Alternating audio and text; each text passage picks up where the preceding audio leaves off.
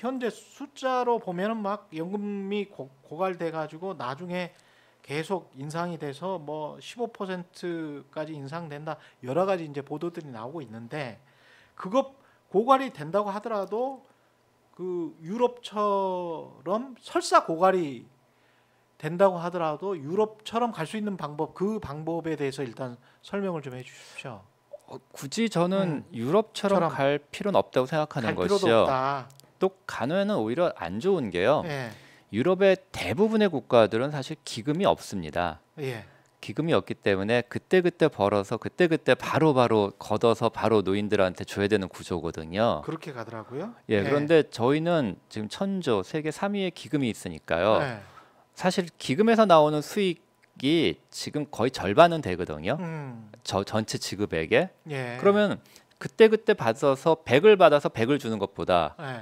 50만 걷고 기금에서 50 주고 100을 주는 그래서 사실은 적립액은 차차차차 늘어나거나 늘어날 수도 있고 줄어들 수도 있겠죠. 줄어들지만 그게 좀 완만한. 완만할 수도 있는 것이고 유지한다면 거기서 나오는 수익금 그러니까는 뭐 한다면은 그런 거죠. 뭐라 그럴까요? 무슨 이렇게 그 매달 현금 나오는 상가 하나 갖고 있는 기분이라고 그럴까요?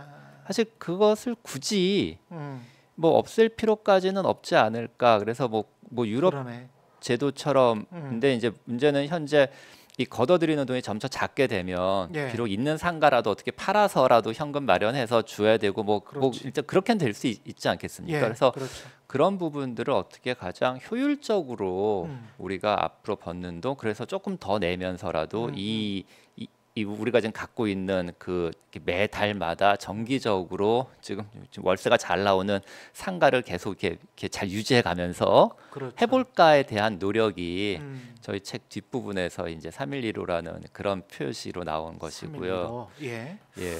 그 부분에 관해서 좀 설명을 해주시면 될 것 같고 비유를 하자면 그러니까 인구를 줄어드는 인구를 무역수지 적자라고 보면 지금 있는 기금 천조가 넘는 그리고 앞으로 계속 증가할 그죠. 거거든요. 한동안은. 예, 맞습니다. 이걸 경상수지 우리가 가지고 그렇게 있는 보시면 맞습니다. 그래서 그 경상수지를 통해서 계속 돈을 지금 우리가 벌고 있잖아요. 그죠. 대한민국이. 맞습니다. 일본도 사실 그랬었고. 예, 지금도 예. 그러고 있고요. 지금도 그러고 있고. 그래서 무역수지 적자가 좀 줄어든다고 하더라 적자가 계속 늘어난다고 하더라도 경상수지에서 흑자폭이 계속 일정하게 유지된다면 이게 더 크기 때문에 크게 걱정할 건 없다. 그래도 걱정은 해야 됩니다. 걱정은 해야 된다. 네. 왜냐하면 그 적자 폭이 예. 저희가 초반에 연금을 설계하거나 예. 아니면 중반에 저희 고민했던 것보다 그 인구가 줄어드는 게 좀 크니까. 엄청난 적자 폭이 생기면서 예.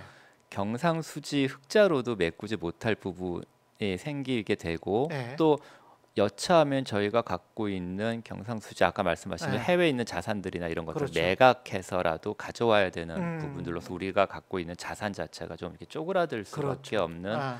그런 것은 지금 불가피한 상황이긴 하거든요. 예. 그래서 그 부분은 뭐 누구나 다 걱정하시는 부분이고요. 그래서 보험료 수입, 보험료의 그 연금 보험료를 좀 예. 높여야 된다라는 부분에 대해서는 전체적으로 지금 동의를 하고 계신 거고요. 그럼 지금부터 우리가 가지고 있는 자산을 꾸준히 유지하고 그걸 다음 세대에 물려주면서 그래 그 떨어지더라도 좀 완만하게 떨어지게 할 수 있는 그러려면 보험료율을 어느 정도 단계적으로 높여야 됩니까? 저희가 얼추 계산을 해보면 한 보통 보험료는 한 3% 정도 높이면은 일단은 3%포인트 높이는데 거기에는 좀 전제가 있습니다. 예. 그 이제 국가의 일종의 기여가 예. 좀 많이 필요하다. 국가의 기여가 많이 예, 필요하다. 지금까지 봤을 때 사실은 국가가 기금에 기여한 부분은 없거든요. 그쵸, 우리가 돈 냈지. 예, 보험 가입자들 간에서의 세계였지. 예. 국가는 약간 이렇게 제도 운영만 하면서 약간 이렇게 팔짱 끼고 있는 부분이었기 때문에 유럽이나 선진국들은 국가가 기여분이 있군요. 당연히 국가가 하죠. 세금 부분이니까 기금이라는 게 존재하지 않으니까요. 그러네요. 예, 그래서 국가가 받아서 바로 주게 되니까 그래서 예. 국가의 기여가 GDP의 지금 1% 정도라도 지금부터 하자라는 것이고요. 지금부터라도 예. 적립을 할 때. 예. 그다음에 운용 수익률도 지금 저희가 장기 추계로 그러니까 작년에 나온 장기 추계가 지금 2070년인가 80년까지 약 4.5%를 가정하고 있습니다. 예. 근데 여기서 우리가 1.5% 정도를 더 높이기 위해서 노력을 한번 해보자라는 부분에서 그래서 이제 3%, 1%, 1.5%라는 것을 이제 섞어서 312라고 저희는 보통 말하고 다니는데요. 아, 그렇구나. 예. 예, 그런 부분이긴 합니다만은 예. 근데 뭐 금액이 얼마 정도보다 이제 중요한 것은 아까 말씀드린 대로 보험료는 조금 더 낸다는 것에 대해서 이제 국민적인 아니면 가입자들 간에 예. 합의를 만들자라는 것. 그다음에 정부도 이제 예. 좀 기여 좀 해라. 국가도 또 GDP 재정적으로 기여를 해라. 2천조 정도 되니까 우리가 예, 20조 20조. 합니다만은 예. 뭐 20조가 안 돼도 좋다. 좀 제발 이제부터 기여를 한다라는 것을 좀 예. 이제 컨셉화 시키자. 음. 그래서 아까 저는 연금을 이렇게 못 받는다는 개념보다 연금을 받아내도록 어떻게 노력할 것이냐라는 예. 부분에서 이제 정부에게도 이제 우리가 좀 이렇게 졸라보자, 그러네. 조르자. 생각해 보니 OECD나 IMF에서 예. 고령화에 따른 사회복지 비율이 불가피하게 늘어날 수밖에 없을 것이다. 예. 라고 지적한 한국 정부에 대해서 예, 지적한 이 부분이 이걸 염두에 둔 뭐 거네. 그럴 수도 있을 겁니다. 그래서 예. 좀 자꾸 이렇게 조르자. 그리고 음. 지금 1% 하는 것이 나중에 기금 없어진 다음에 부담하는 거 훨씬 절약적이거든요. 그렇죠. 그 지금 다음에 태워야지 태우려면. 예, 그 다음에 예.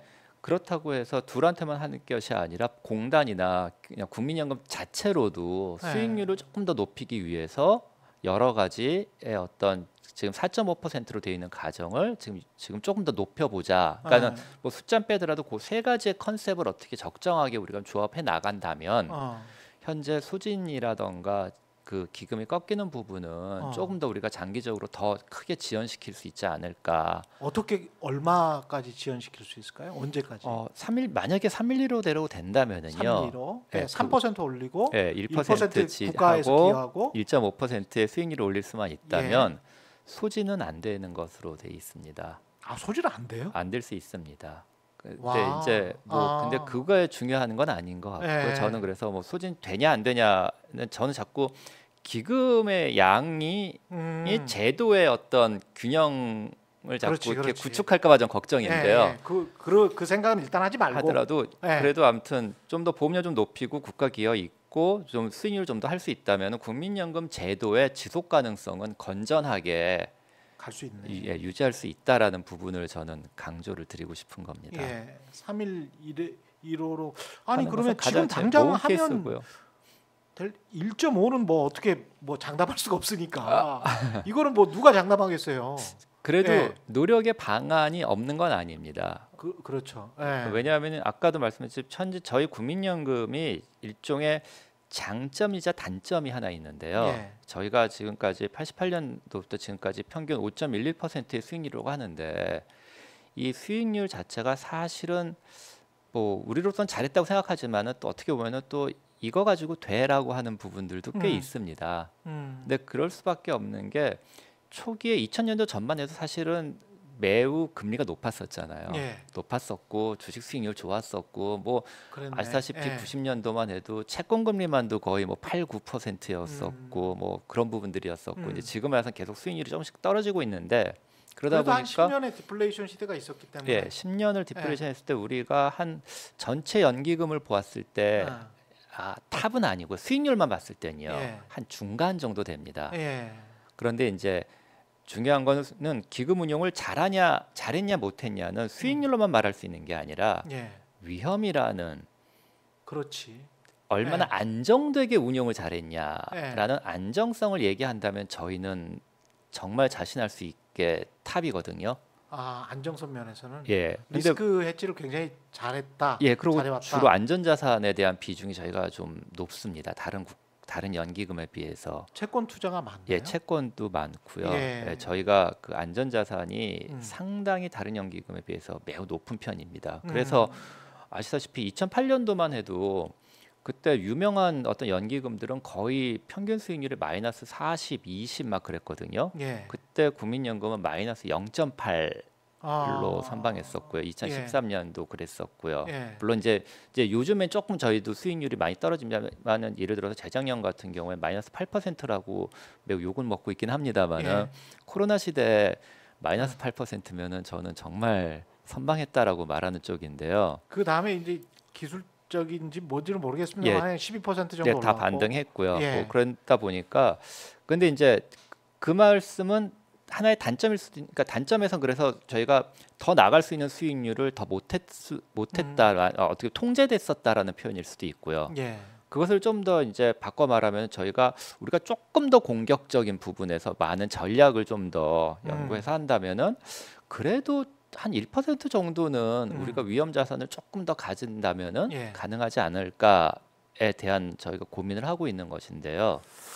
문제는 이제 1%의 초과 수익률을 내기 위해서 예, 우리가 위험 자산을 지금보다 약 10% 정도를 더 가질 것이냐에 대한 판단을 그럼 과연 누가 할 것이냐에 대한 부분이 이제 있습니다. 이제 이건 이제 가입자들에게 저희는 그래서 이제 그렇죠. 기금운용위원회가 존재하는 이유가 바로 그 때문입니다.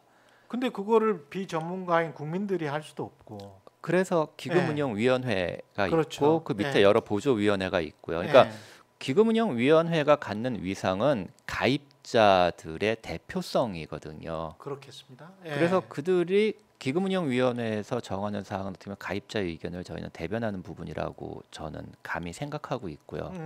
그러 대신에 이제 기금운용위원회 그러면 뭐 전문성이 있냐 없냐에 대한 논란이 있습니다만은 그들이 판단하는 데 있어서는 여러 가지 전문적인 보조위원회들이 꽤 많이 있고요. 저도 예, 이제 그 보조위원회 중에 하나이고요. 예, 그래서 그런 부분들과의 통일 통해서 가입자들이 그래 앞으로는 조금 위험할 때는 더 수익률이 더 지금보다 더 많이 깎일 위험은 있겠지만 그래도 장기적인 방향을 위해서는 좀 더 위험 자산 좀 더 가져볼 수도 있겠다라는 것을 가입자들이 깨서 좀 동의를 좀 동의를 해주셔야 해주신다. 돼. 맞습니다. 그게 바로 기금운용위원회의 역할이고 그걸 통해서 수익률이 그래도 4.5는 좀 너무 낮지 않습니까? 이게 보통 또 물가 상승률만 해도 지금 3%인데 그렇죠. 그래서 그 부분에 대한 그 능동성을 저희가 좀 더 확보한다면 예, 그럼 이제 지금과 같은 기금의 급속한 하락이라던가 그런 부분에서의 우려는 좀 접을 테고 저는 기금에 대한 우려를 접게 되는 것에 대해서는 좀 크게 중요하다고 생각하지 않고 아까 말씀드렸듯이 예, 그럼으로써 예, 국민연금 제도에 대한 신뢰나 가입자들의 어떤 그 납부성이라고 그럴까요? 예. 그 부분에서의 좀 강화가 좀 더 제도 지속성을 높여갈 수 있지 않을까라는 좀 기대를 하게 그러네요. 됩니다.